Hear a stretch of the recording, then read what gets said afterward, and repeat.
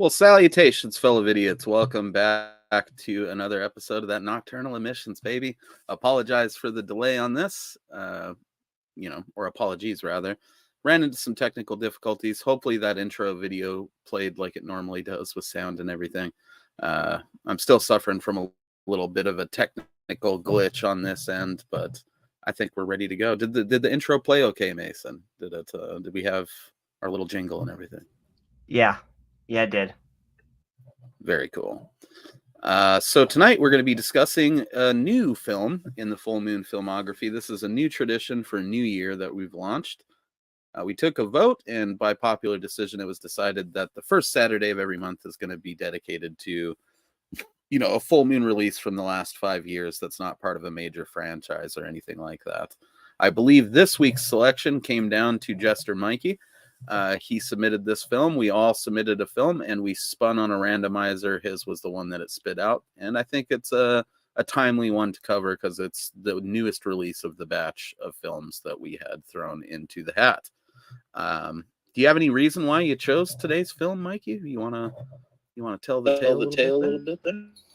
I just thought it because it's like one of the most recent movies, and just came out of my head, and I just thought about it, and I mentioned it. Bring Her to Me.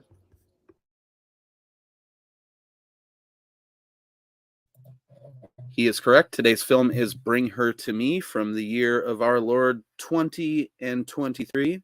This film was directed, if I'm not mistaken, by the dude who did Gingerweed Man, right?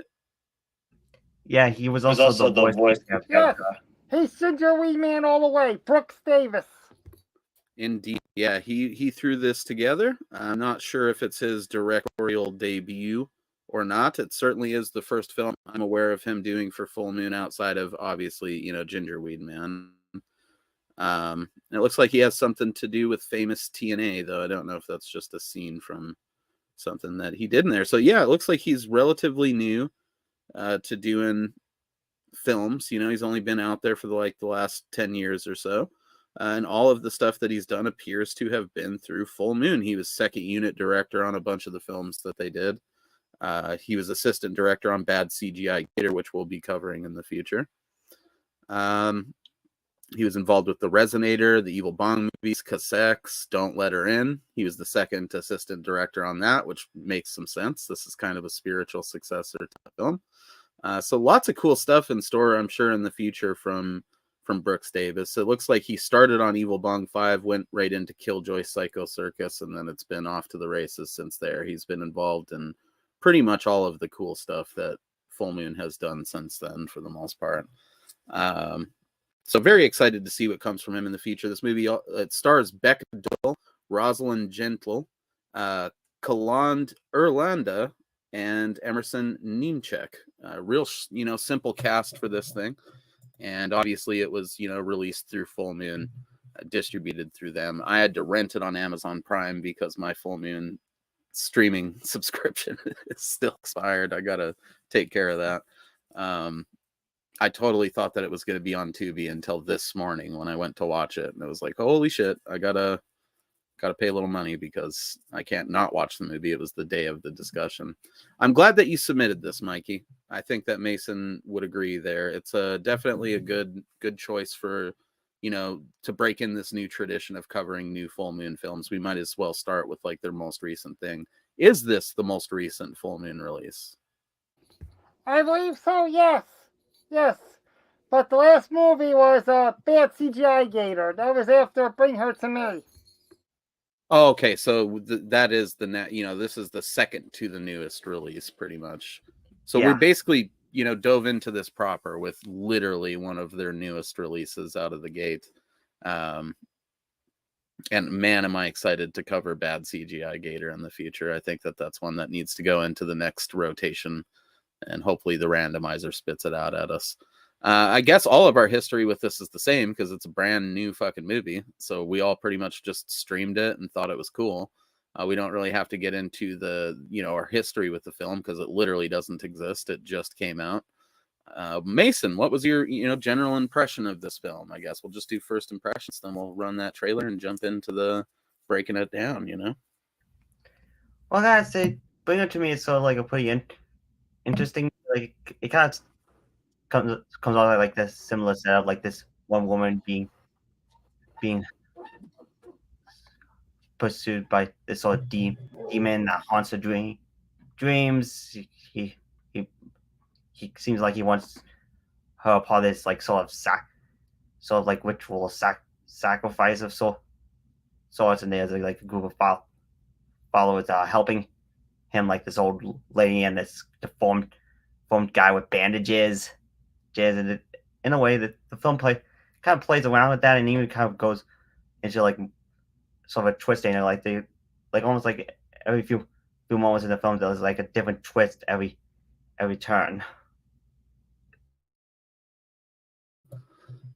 Yeah, you're not wrong there. I mean, what generally, just speaking as like a full moon release, do you think it's up to their standards? Is it did it exceed your expectations when you watched it? What are your general thoughts on it just as a film? Well, plus I think it was a pretty good. Well, kind of exceeded my expectations, especially like how the story was going to play out.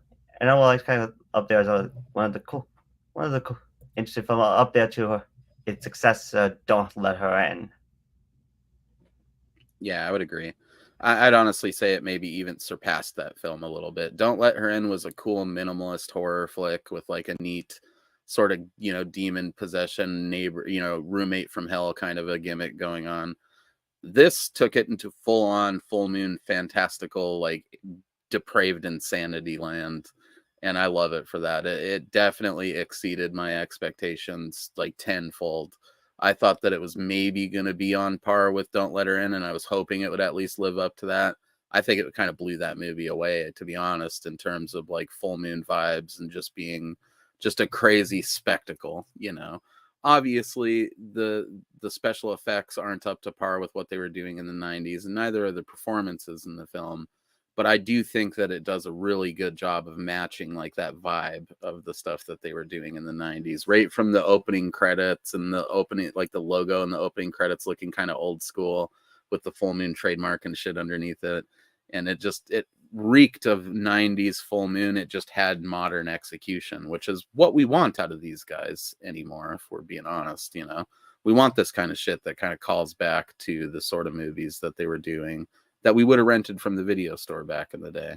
And I think the whole gimmick of the dreams and the demon possession and the strange incestuous stuff that goes on in there just makes it like have a little bit, it has some of that old school 90s full moon flavor, as some of that sleazy later 90s full moon flavor, and then it's got that modern, kind of spice to it, I guess, with the sort of bad performances by the actors, and just feeling like a fun bad movie, but at the same time feeling like a classic full moon flick, if that makes any sense. What about you, Mikey? It was your choice. Did you enjoy this film? I mean, do you think we're just talking shit? Do you think we're just talking shit, or is any of that accurate? I think it's a really good movie. Yes, like the woman falls asleep. She has this dream. Guy tries to help her, and of course, he brings his lady to help her out, and she falls asleep, and she has this dream like she's in her bed and flies around the city, and then the people turn into demons and try to get her and possess her and try to keep her, and then this real demon comes to her and wants her to be his property, falls in love with her, and he wants her to be with her, and she possesses him, and he like controls her, and then she's like controlled, and she tries to escape her own way and stays in her dream. It's a really good movie, really awesome.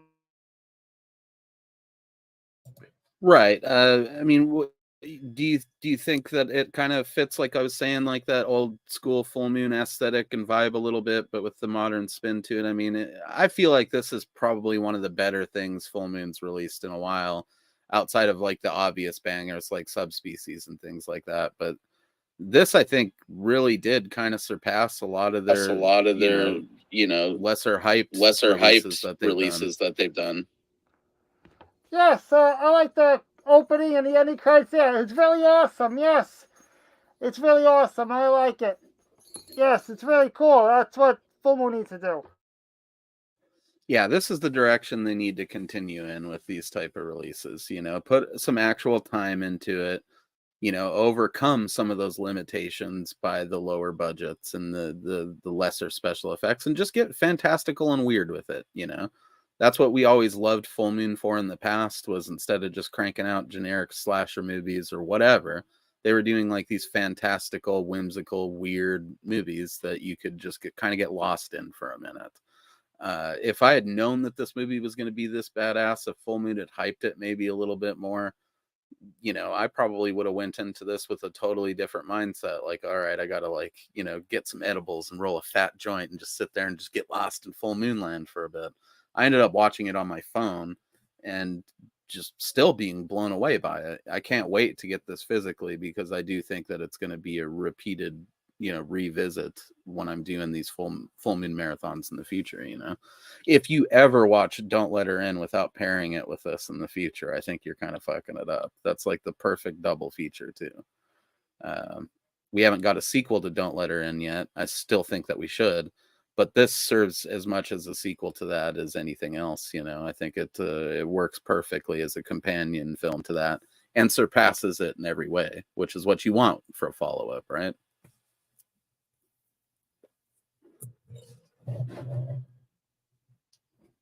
I don't know. Are you guys looking forward to grabbing this physically when it comes out? Might be kind of a dumb question, but it's worth totally. Yes, I would like to have it on Blu-ray, definitely. Very cool. Hopefully they do like some sequels to it and to Don't Let Her In, so we can get like some shared universe shit going on. Maybe get them in a badass satanic looking box set at some point. That would be pretty cool. But yeah, I think it's time now that we run the trailer, give them a little bit of that flavor, and then we'll talk about the various scenes in the film that we enjoyed, all that good stuff. Once again, this is Bring Her to Me from 2023. So here's that trailer, baby. They started a while ago. I feel myself drifting into the darkness. I keep having this dream over and over each night. Dreaming of somebody special? Somebody or something. Mara, you haven't been yourself lately. These just feel like something more than bad dreams. I don't know much about dreams or even how to begin interpreting them, but I do know somebody who does. Let me introduce you to Miss Abigail Firth. The only way we will stop these dreams is to see it through. See it through to the end. He sees you. He sees you. I want to help you, my dear. And I can only do that if you just Fall asleep! Bring her to me. I have craved you more than anyone. Soon we will be as one. Then you shall have me.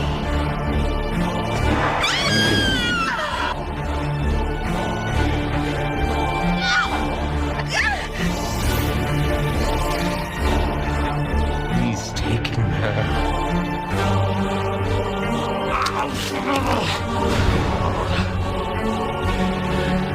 Bring her to me!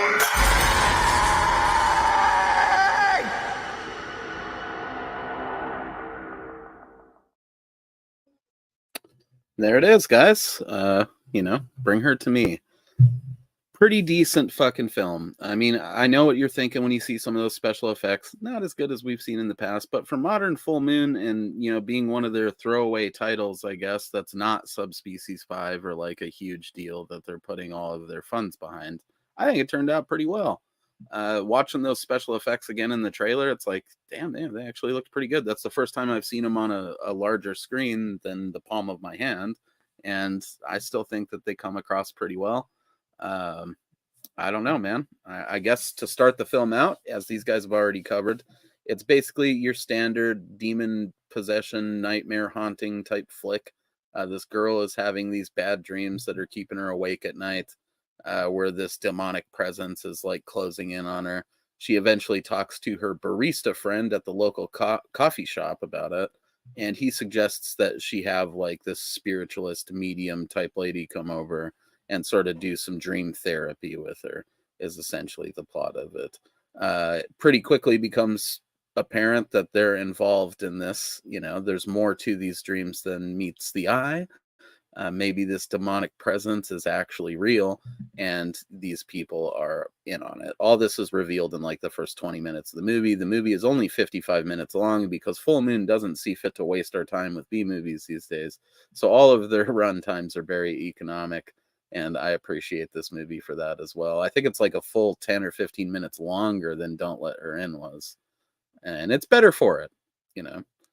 I don't know. What do you guys think of the introduction of our characters here? There's really only 4 characters in the movie. It's the girl, her barista friend, the old lady, and the demon guy. Mason, what do you think of these characters? I gotta say, that in a way, the characters though kind of simple. They like most of them are pretty interesting. Like the barista friend. Like personally, I was under the impression that he was going to be the formed freak with the bandages when I first saw the trailer. In a way, I kind of thought they were actually 2 separate actors because I didn't know that they were actually the same. It was actually the same guy playing these 2 forms, and personally, he's kind of like my personal favorite because of how devious and sinister it is, especially when his introduction comes to mainly like he sees she's, and then he starts like banging on the door like bring her to me, bring her to me, bring her to me, like go crazy. So, yeah, that's the first indication that this movie might get pretty fucking weird, is when you're introduced to that bandaged wanderer homeless guy.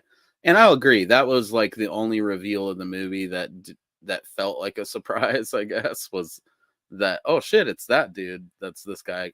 Obviously, we should have prefaced this with a spoiler warning, but it's a fucking podcast about a movie. I mean, obviously, we're going to spoil it. So sorry, guys.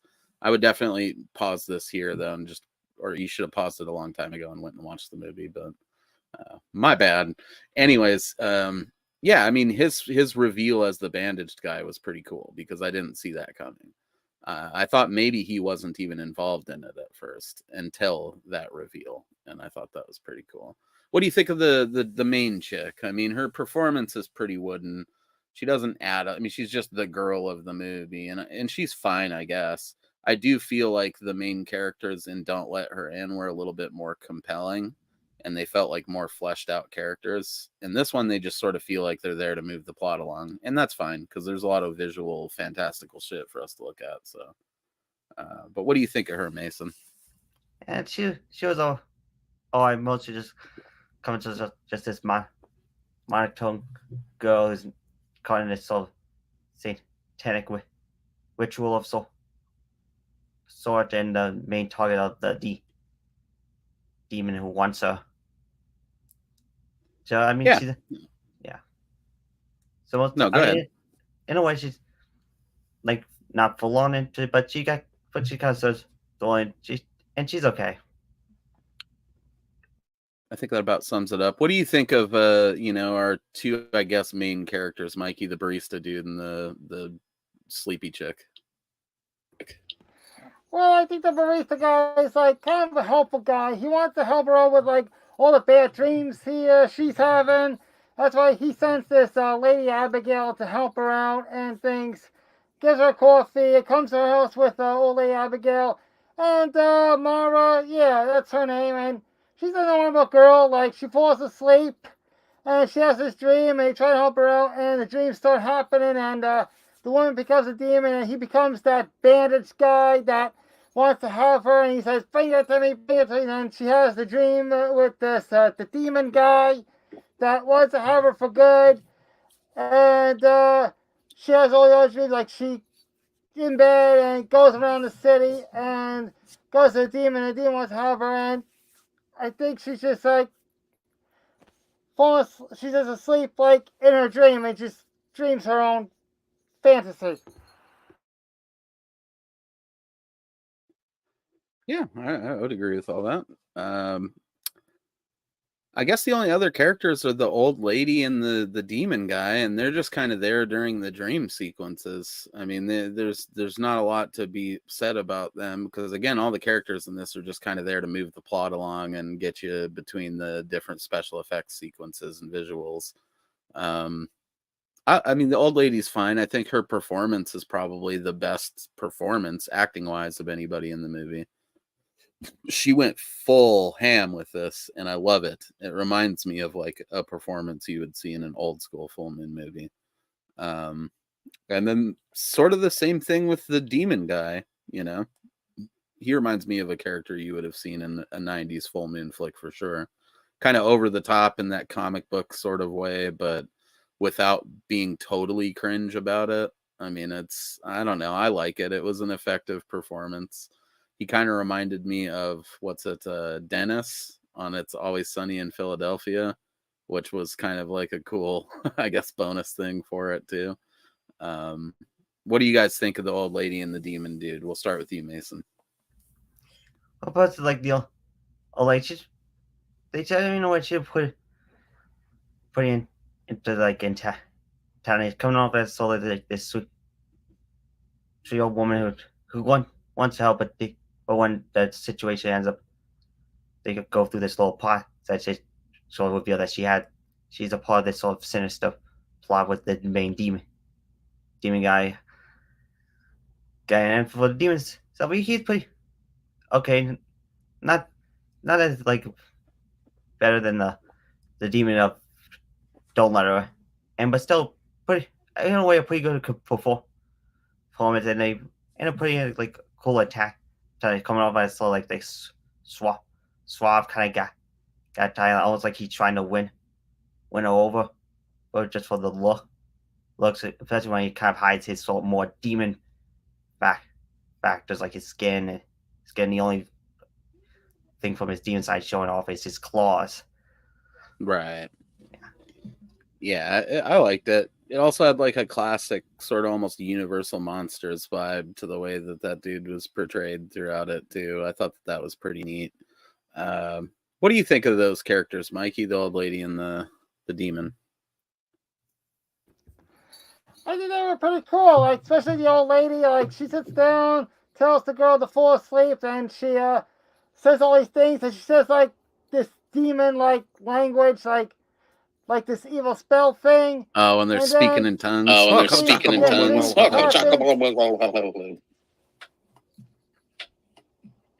Yeah, the dream happens, and then she turns into this lady demon and says all these things like, bring it to me, bring it to me. But then all of a sudden, the demon comes in, and then the girl, Mara, gets a little prettier, and then they start, he possesses her and makes her his, and he makes her fall in love with him, and does all these things. Like, it's a really good reaction, really good performance, awesome character.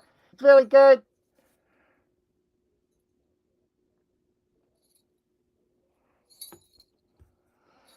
Yes, I found it really awesome. Yes, it's a really good like dream sequence.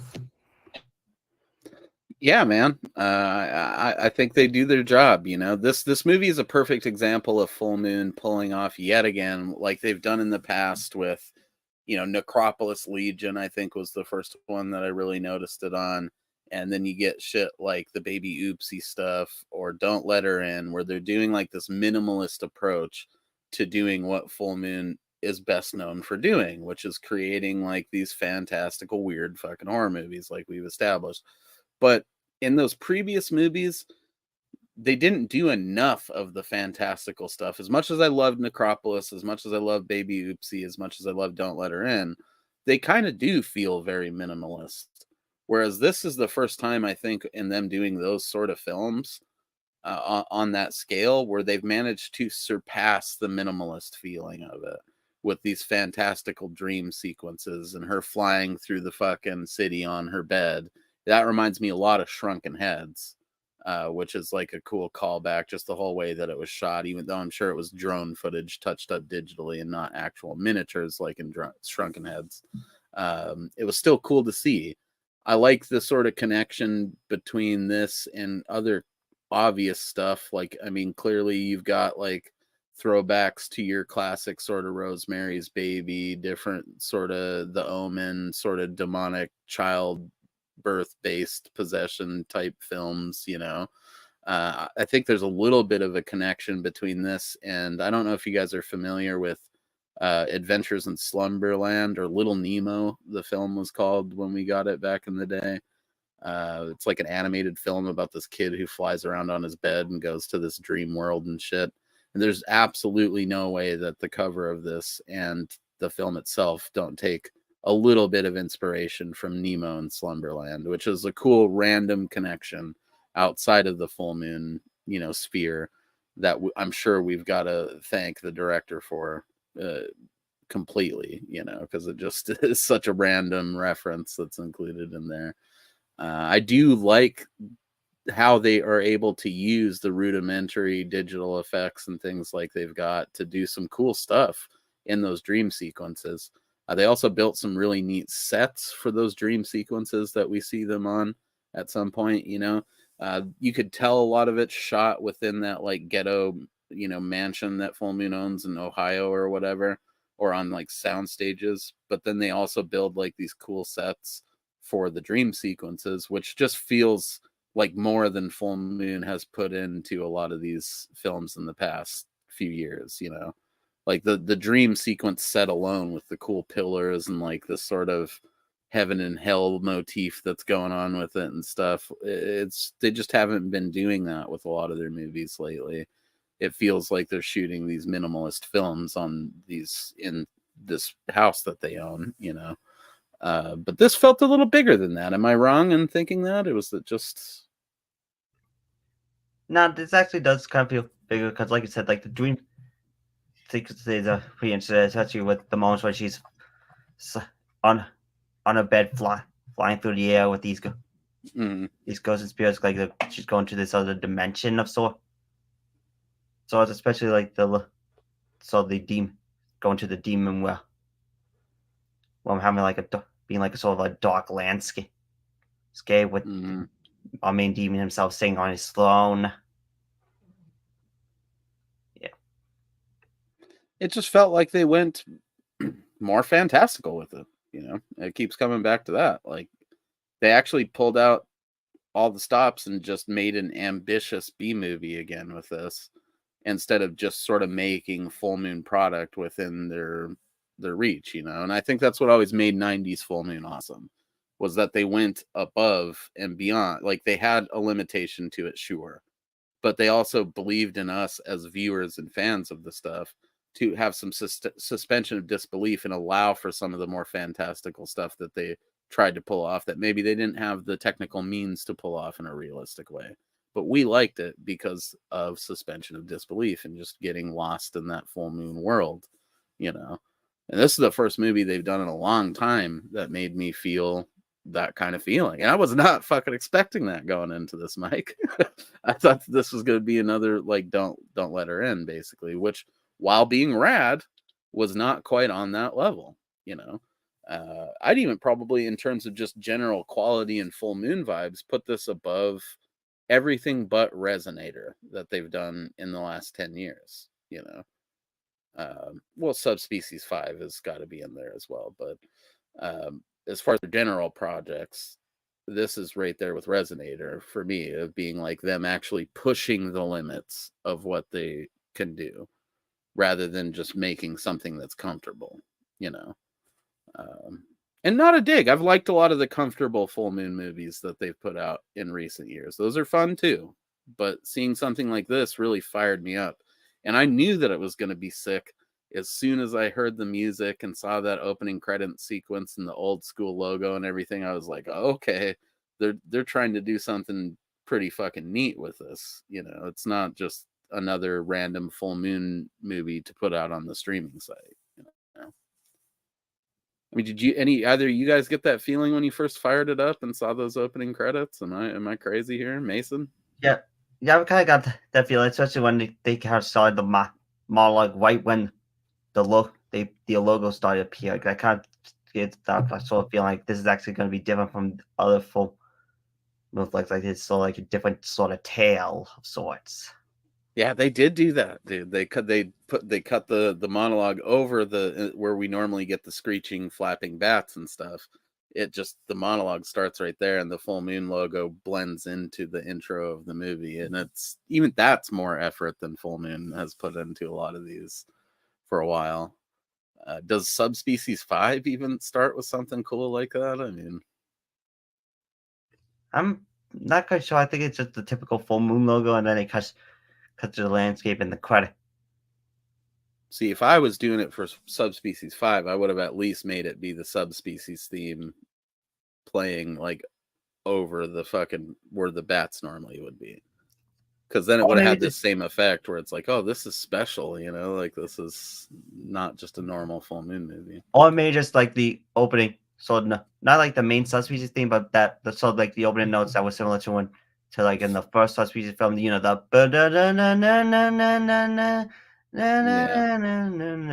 you know, those kind of notes that I kind of feel like they kind of fit with the how the full moon logo kind of usually appears, sort of slow.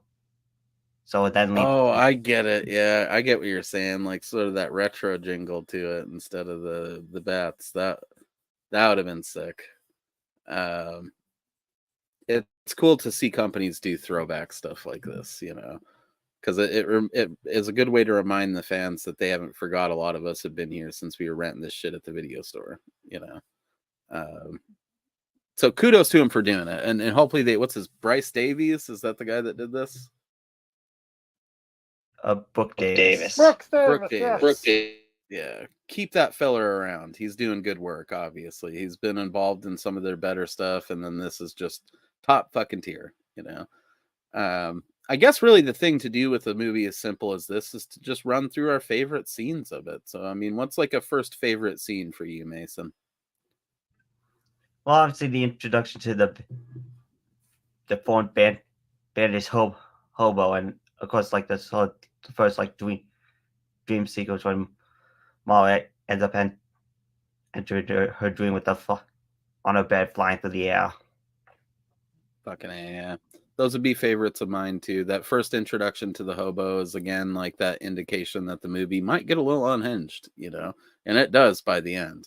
I think that this movie does an expert job too of making it sort of seem like they're gonna go through the motions of something like a Don't Let Her In, where it's like the movie gets pretty weird, but not weird enough where you're like, holy shit, you know. But this movie definitely amps it up gradually to that point, and then the whole finale sequence of this thing is just pretty fucked.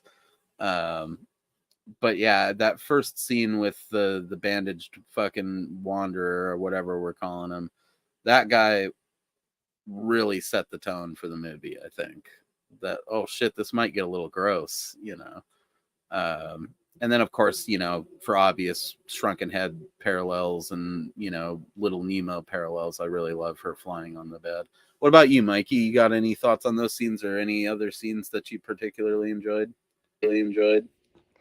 Actually, my favorite scene in the whole movie is when Mara the girl is in the dream with the demon, and the demon turns to an actual demon, and they make love to each other.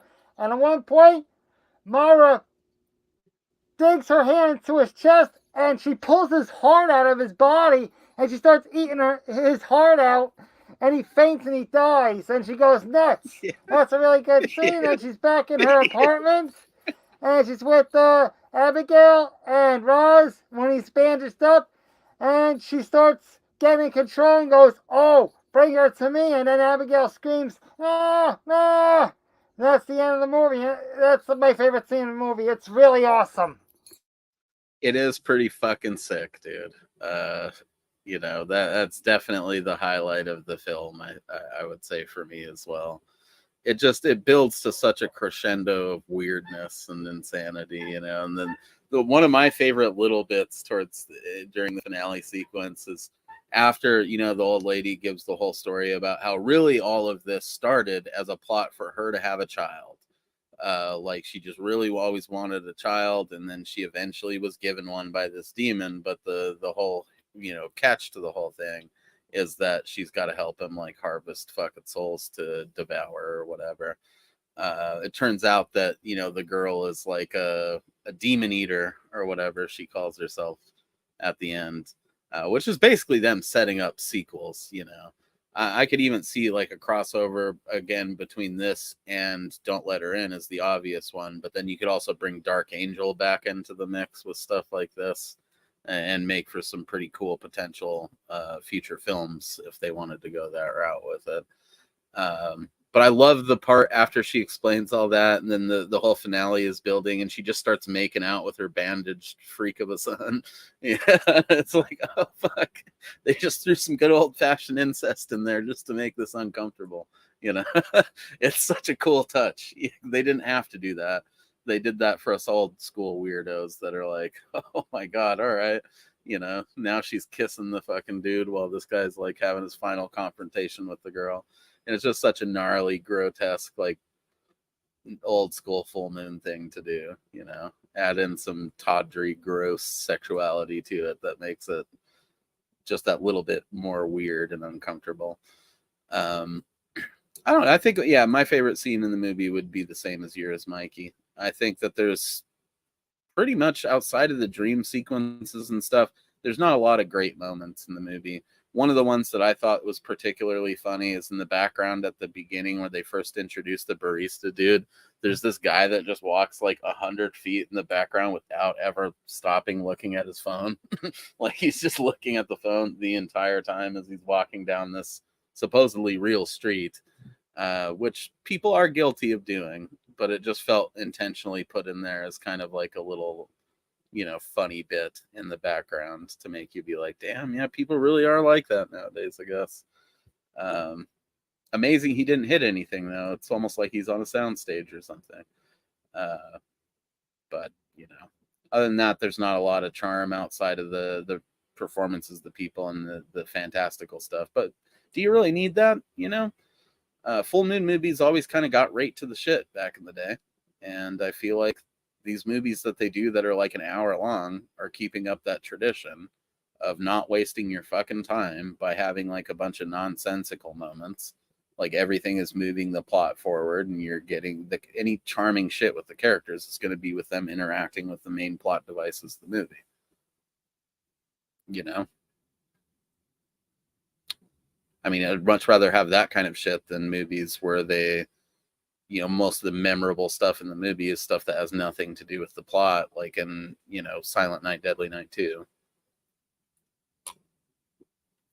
That said, I do think that this movie had some minor similarities also with Silent Night, Deadly Night Part 4. The one that Brian Usna and Screaming Mad George did as kind of their follow-up to Society. I think that there's something to be said about maybe that being a minor influence, at least vibe-wise, on the sort of like inducing this dream state and making this girl part of this occult ritual sort of a thing. But then again, that movie was drawing influence from other stuff. So who's to say if they were drawing influence from Silent Night 4 or if it was just similar influences from something older, you know? What does Blade think about all this, Mason? Did he like Bring Her to Me? Yeah, I think he liked Bring It to Me. He find the... I guess there was no lizard-like characters in this movie. That's unfortunate. We got to find a good lizard movie to review with him. I think it's only... Good? I think that CGI gay will be the perfect film for him. Yeah, I think that'll be the highlight of his tenure on the show, at least up to that point. There's got to be some other ones, though. I know that he'll like Oblivion. Fucking old Red Eye's pretty lizard-like. I don't know if you guys. I mean, is this a full moon movie that you would recommend to a friend? Is this one that you think should be in everyone's collection? I know that if you were to make an essential full moon collection, there's a lot of the modern stuff that you don't necessarily have to have in your collection. But I would say this needs to be in there. I think it's enough of a callback to the old school stuff, and it's enough of a good benchmark for modern full moon content that I would say it should be in there. I would say the same thing for the Baby Oopsie stuff. I would say the same thing for Don't Let Her In, and even Necropolis Legion, I think, are great examples of modern full moon releases that need to be in your collection if you're a fan of the old stuff. Would you guys agree? Do you think this is one that deserves that stamp of approval, or no? Yeah, I agree. Yeah, I agree too. Yes, I agree too. Very cool. If you had to pick one thing that you would improve about this movie to make it better, what do you think it would be? I think for me, go ahead, Mason. You got something in the pipe already. I was kind of thinking maybe like it instead of the one time and kind of keep the twist with the barista, the guy and the form free connection kind of longer, like have like in a way like after the first dream sequence it's already implied that he's already a part of that. Maybe just play it out like it seems like he wasn't a part of it. Then the big reveal that he was this deformed freak going along with this old lady's plans. Yeah, they could have built that up more. I think also there's like that because when they first do reveal it, there's a couple of scenes where he seems like he's like resisting the plot, you know, where he's like, oh, I don't really want to do this to her, and he's almost trying to help her out. But then he just kind of goes against that immediately and then is involved in it again. And it's like they gave up on that plot device after writing a couple of scenes with it or something, you know? So that could have been streamlined a little more. And I think the reveal of him and the old lady being involved in it, even though it was kind of obvious, I think it would have been more impactful if they revealed it during that whole final sequence, you know? And if they maybe had the old lady and the barista dude seem like they were trying to be more helpful for a little bit longer. I get that the movie's only less than an hour long, but saving that up for that extra 15 minutes or whatever until that finale sequence would have just built on the whole, like, oh my God, this movie kind of started normal, but then turned super fucking weird super fast. I think that it would have just complemented that more. So I would agree with Mason. Is there anything you find in the movie that you would improve, Mikey? Well, I'm gonna have to say after the demon was killed, after she pulled his heart out, I'm gonna have to say like she woke up from that dream and it was her and Abigail and the guy, the barista, and the guy was still in his bandages, and she would go after Abigail, and she would, like, I guess, kill her, do something with her, then go after him, and then she would wake up from her dream, and everything would be back to normal. That's all I gotta say. It's the only thing I can think of. I'm gonna have to say that. I feel you. I think other than those couple little points, the movie's pretty damn near perfect for what it is. You know, the only thing that could really make it better is a lot more Paramount money and it being done in the 90s, you know, which when you can run across those full moon selections out of the modern filmography that you can say that about, that's a rare treat indeed. And hopefully they sort of see the trend of these movies maybe doing a little bit better than some of the other stuff they just throw out there, and they'll cut down on it a little bit. I think there's something to be said about getting less releases by full moon each year, but getting ones that are of better quality.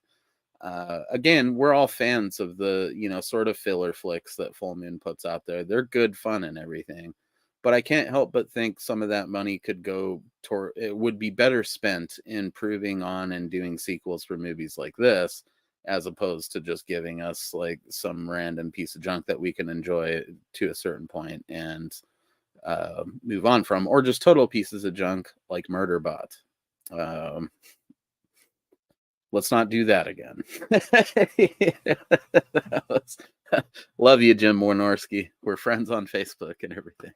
But holy shit, was that movie bad. And we just need to not have any more of those. But Piranha Women is a good middle ground, I think. I liked that movie, you know. And it'll probably be covered as part of one of these, you know, new release Saturdays or whatever, Sundays, excuse me, going forward. Looking forward to what we drum up with these. I guess now is a good time to work into Mikey's collection corner. Do you have anything you want to show off this week, Mike? You got a couple of items you want to pull out? Actually, I don't have anything to show right now, but I just got this from a friend of mine.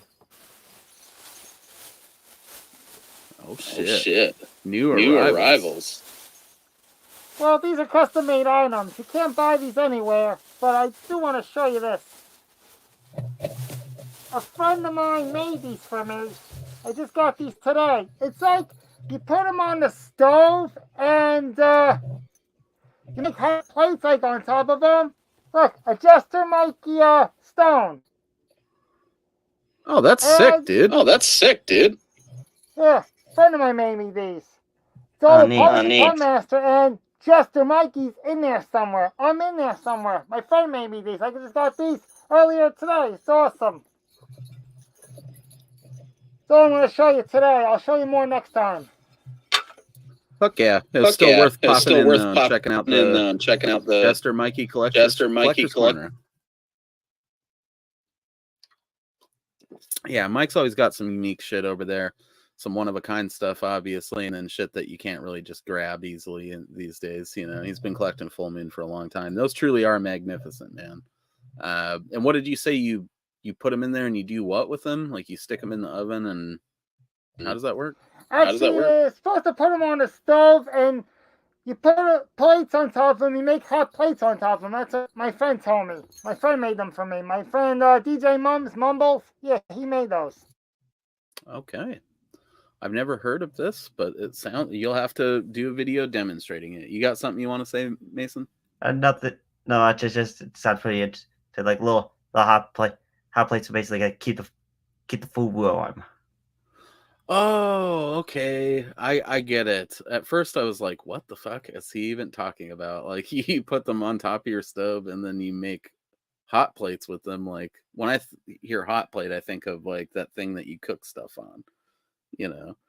But I get it. It's to warm up plates so that they can stay warm with the food. Kind of like when you get like fajitas at a Mexican restaurant or something. That's sick.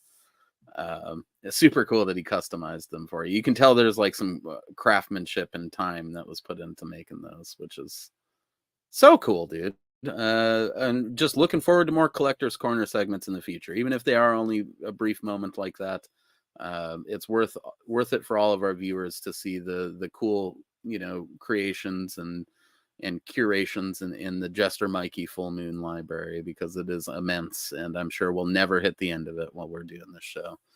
I liked this episode. I thought it was fun, straight to the point. I mean, obviously there's not a ton we can say about this movie without fully spoiling it, and we already fully spoiled the whole film. So, you know, if you haven't seen the movie before watching this discussion, I'm sorry, but it's pretty straightforward stuff. I would highly recommend getting out there and checking it out in the future. I don't know. I guess, you know, since we're here, we could always go ahead and determine what our next new release is going to be for next month. Do you guys have a couple of selections you want to throw onto the wheel? Well, I already had my selection on there, which I think another one would be Piranha Woman. Is that what you want to put on for next month, or? Yeah, that's what I want to put on. Yeah. All right, we'll go for Piranha Women for Mason. What are you going to throw on there, Mike? I've heard from Piranha Women too. Yes, that's a good one to discuss. Yeah, we'll do that next month. Well, we got to randomize it, bud. That's what makes it fun. So you got another selection you want to put on the list so that we can have 3 choices? Mine is going to be, what do I want to do? You know what? Just for the sake of it, getting it out of the way potentially, I'm going to put Murderbot. I'm curious to see what you guys would have to say about that one. I guess I'm going to have to go with Attack of the 50-Foot Cam Girl. I don't know what else to think of right now. Oh, yeah. That's a good one. 50-Foot Cam Girl. That was my selection for this month, but, you know, obviously Bring Her to Me beat it out. No complaints there. You know what? I'm not going to do Murderbot to us. That just seems cruel. Well, maybe Don't Let Her In might be good. Yes, you read my mind, Mason.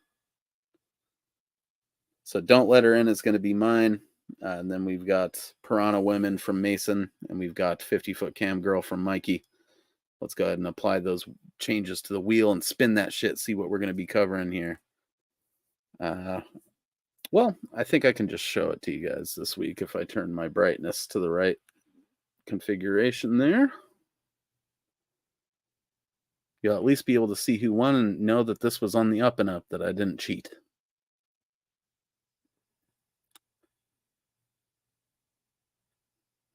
Oh, shit. Don't Let Her In. All right. perfection, dude, because this is basically the spiritual successor to Don't Let Her In. So, first Sunday of next month, we will be covering Don't Let Her in addition to our normal full moon coverage from the 90s. Obviously, our next episode is going to be the fantastic Subspecies from, 1991, I believe is when this film came out. Yes, they tell you when it first came out on VHS. Ironically, it came out the same year, the same day as my mom's birthday. Very cool. We'll have to wish some special birthday wishes to your mom during that episode, man. I think that'll be cool. So Subspecies, we're going to run that trailer right now. Then we'll do our closing statements and get the fuck out of here. But thank you guys for watching this week. It has been a good time. It was a pleasure to cover some new full moon stuff with these fine gentlemen. Here it is, Subspecies. In the dark past, humans were their prey, and blood was their life. I'm Radu. Find him before killing begins again. Now in modern-day Transylvania, eternal evil has reawakened.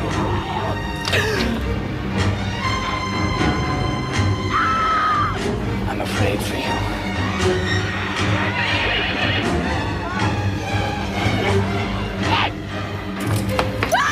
She makes me want again. I must destroy him.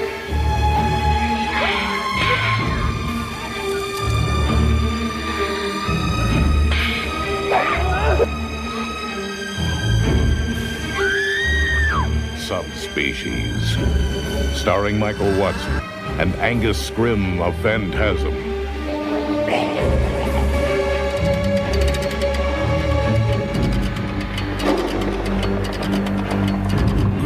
Subspecies, the night has fangs.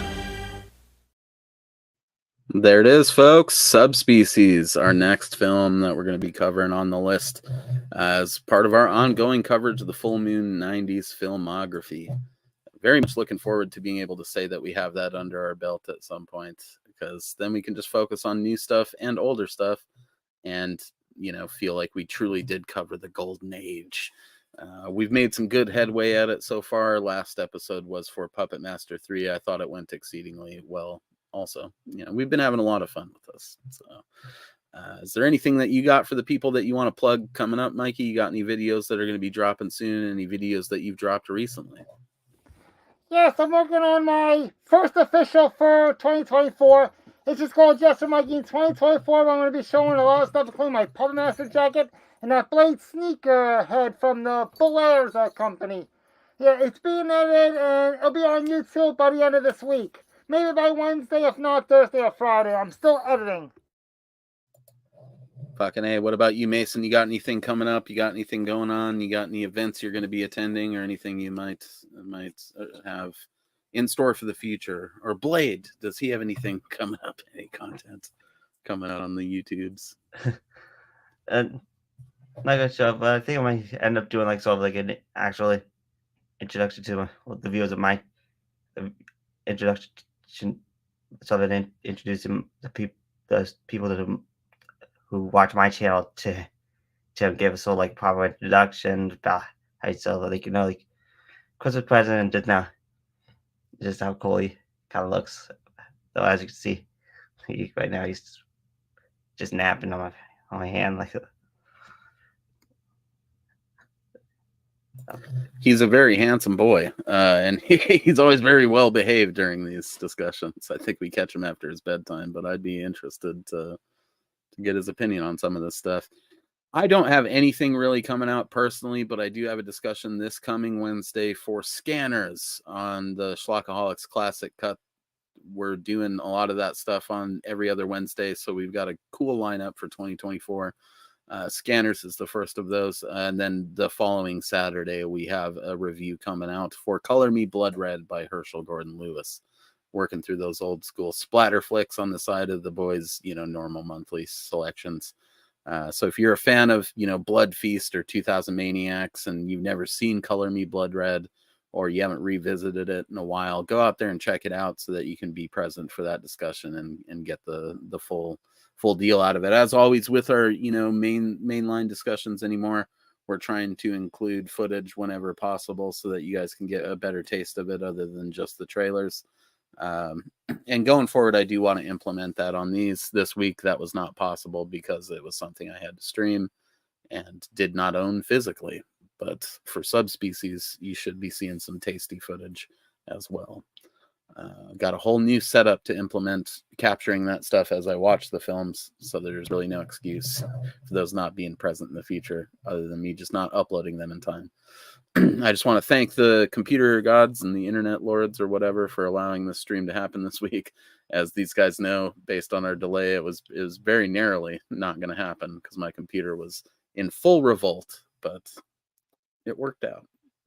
Once again, we've brought you that full moon content, baby, and I hope that you guys have enjoyed it. Cheers. Thanks for watching. You have been a bunch of sexy beasts. We have been the Schlockaholics Full Moon crew, and this has been Nocturnal Emissions. We will see you back here next week, baby.